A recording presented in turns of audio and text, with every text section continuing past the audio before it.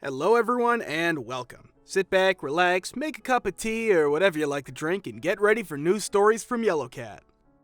Send your own favorite stories in the comments below and maybe they'll be in our new video. So, subscribe to the channel if you're not subscribed yet, and let's get started. In the first story, how one client helped fire an entitled cashier. In the second story, another Karen, I want to speak with your manager. In the third story, employee wants a promotion just because he is older. In the fourth story, new employee thinks that he is my boss and gets surprised. The first story, rude employees and rewards cards. So yeah, as a trucker, I frequent a lot of truck stops. Many of these stops feature rewards cards. You get points for buying fuel and can then spend these points in the stores for merchandise, get freebies, and so on. One stop in particular, or this chain of stops, has this policy where employees are required to ask if you have a rewards card, followed immediately by, do you want to use your points? Well, one night I just needed to run into the store to grab a bite, get a soda, and then get back out again. I was on a tight schedule that night and just wanted to pay for my purchases and rush back out again. I get hit by the usual, do you have a rewards card? I knew I didn't have many points on the card and I was in a hurry, so I said, not one that I want to use right now. The employee became immediately terse. I'll admit, I was a little deadpan with my reply because, as I say, I was on a schedule and needed to get out of there, but I wasn't so flat with her to warrant this kind of response. A response that went like this. Well, we are required to ask, sir. You know the tone. The sir was delivered with as much disrespect as she could heap onto it. My eyes flashed up to her. I was busy digging my debit card out as she hit me with this. Yes, I am sure they do have that requirement, I said in a level tone, but I'm also sure they don't require you to get an attitude when a customer doesn't want to fiddle with it. She scowled deeply at me, but then went on and wrung me out. I paid, gathered my purchases, and hurried out of the store. I was back in the store a week or so later. That night, I wasn't in so much of a hurry. It was a much more relaxed night for me run-wise. Oh, hello again. It was a cheerful greet. I turned to look surprised. I didn't know there was anybody in the store who knew me, and I didn't recognize the voice as belonging to anyone whom I did know. I said, my brows going up. Yes? Oh, you were in here the other night. I saw right away she was a manager for the store. A little guarded and a little confused, I said, yeah, but sorry, what's this about? Oh, I'm sorry, she said. You had the encounter with so-and-so that other night, and I've been wanting to thank you for how you handled her. I blinked, but then my mind went back to that night. Oh, I said, yeah, it was kind of a messed up night for me and I was in a hurry. I didn't mean to be so harsh with her, but I just didn't have the time to get into a long discussion with her about it. Oh, yes, I know. You're in here all the time. You're also the guy who buys a lot of Truckers for Tots donation cards every year? I generally drop a few hundred in donations for that cause every year, it being my favorite charity. Well, she went on, you finally gave me the ammunition I needed to fire her. I overheard what you said to her and right then went back into my office to write her up. She'd been a problem employee from the moment she was hired. Well, happy I could help, I said a little uncertainly. Yep, I told corporate the next day that she insulted one of our biggest donators, and that combined with all of the warning she'd received previously, I needed to get rid of her. I'm one of your biggest donators? I asked. I was kind of heartened to know that my donations were being remembered like that, but was kind of blown away to be marked as one of the biggest ones. Well, I kind of played it up a little, she said, laughing, but I needed some real ammunition to get rid of her. She didn't outright say it, but this employee had apparently been relying upon claims of racial discrimination to keep management from firing her and had become a real thorn in the whole store's side. I kind of smiled and shrugged and said, well, glad I could help, but then held up my thermos and said I needed to get my coffee and get going as I was on a run. I got my coffee free that night and every night after, whenever that manager was working. I've noticed in my day-to-day that people that hit you with that sir, followed by the signature scowl, you know the one, they're always the problem employees. And the second story is, lady wants my job over a fork. This happened a little while ago, so wording isn't 100% accurate, but it mostly is. Me equals me, E equals deli coworker, N equals seafood coworker, and L equals entitled lady. So, for where I work, it's a normal grocery store, but in the back there's hot food / deli meats and seafood right next to each other, and I happen to work in between those two areas. On this particular day, I was working in the deli area, and it happened to be decently busy because it was a weekend, but no biggie. I'm as trained as I can to deal with busy days. A little bit before my lunch, I'm getting ready to refill something, and Elle says, "Excuse me, but could I get some help?" I turn to her and go, "Oh yeah, of course, what can I do for you?" And Elle explains that we're out of forks. No biggie. I tell her to give me a second to see if we had any more. I checked one spot, no forks. I checked with the people who actually order the forks, and nope, no more forks. All we had were soup spoons left, which we already had out there. I tell the person thanks for checking, and I head back to the entitled lady. I tell her, "I'm really sorry, but it looks like we don't have any more forks back there. We only have the spoons, unfortunately."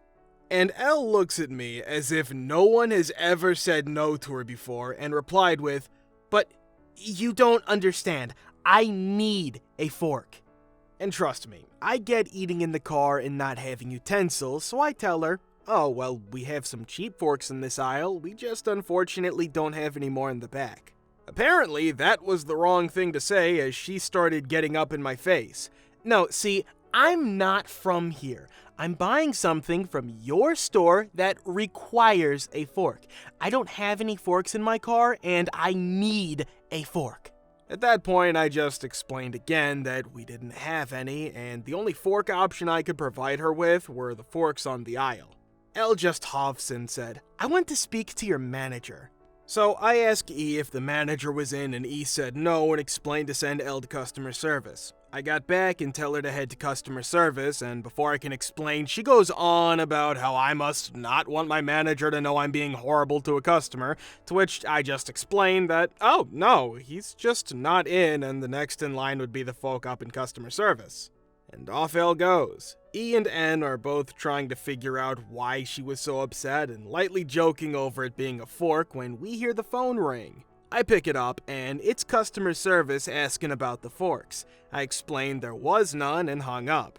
They called 2 more times, and from what Elle was saying, I was treating her horribly, berating her, mocking her, and just being all around nasty when it came to her needing the forks, and how everyone was too busy to stop me from being a monster.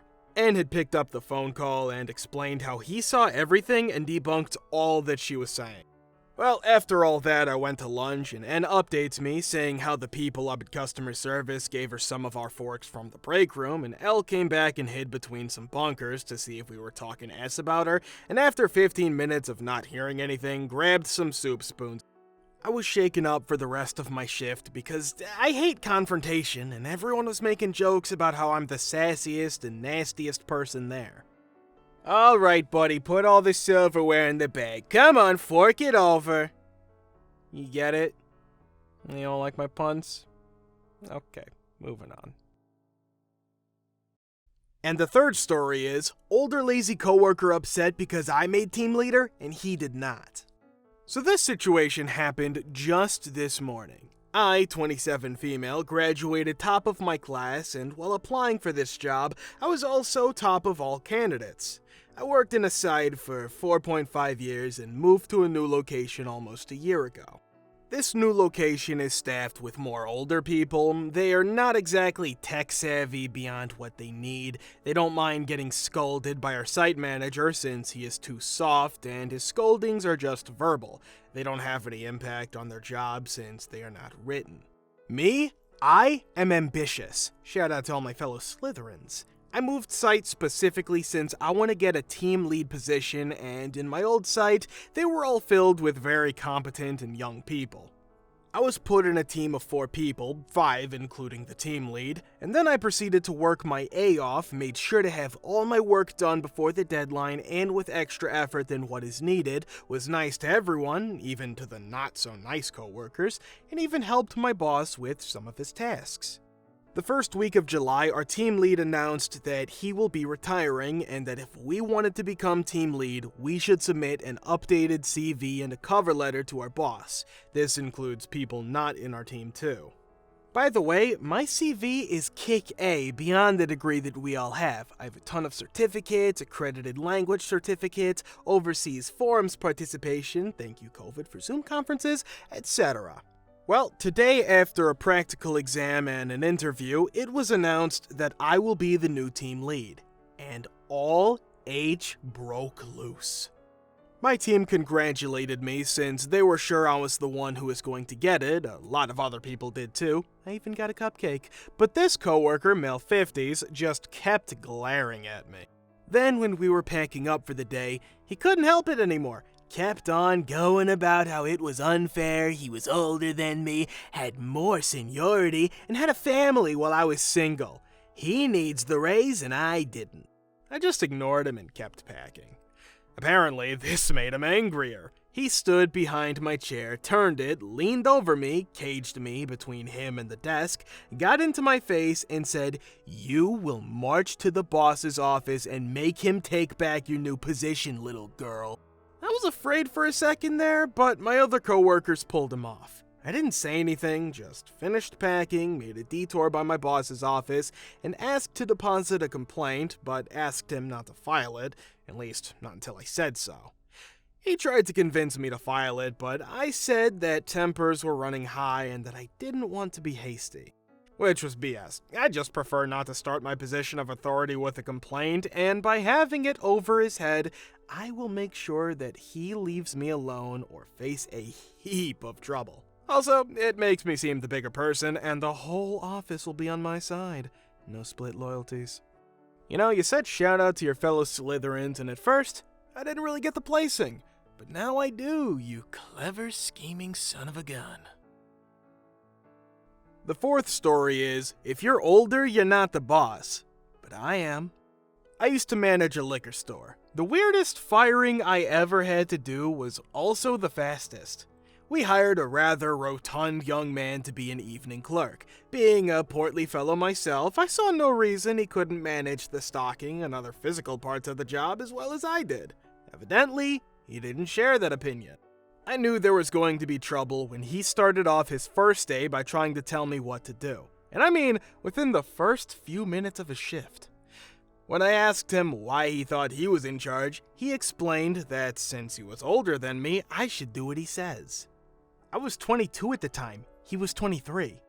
After explaining to him that actually the person with 3 years of experience and the position of manager does get to tell the new hire how to do his job, I proceeded to list out his duties, then asked him to restock our coolers. These were about 9 doors wide with a walk-in refrigerated area behind.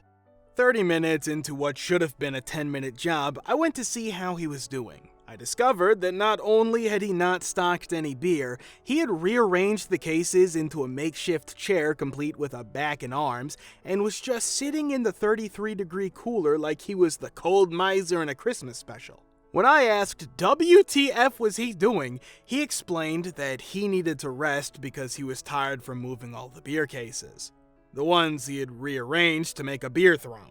I called the owner, explained that I'd be better off finishing the shift on my own, and gave the Lord of the Cooler his walk-in papers. To this day, he's still the most WTF employee I've ever had or seen. You approach the Lord of the Cooler in his throne room and dare not bow, and then you have the gall to ask him to state his intentions? For shame! For shame! Thank you so much for watching. Be sure to subscribe if you want to know when the new video comes out.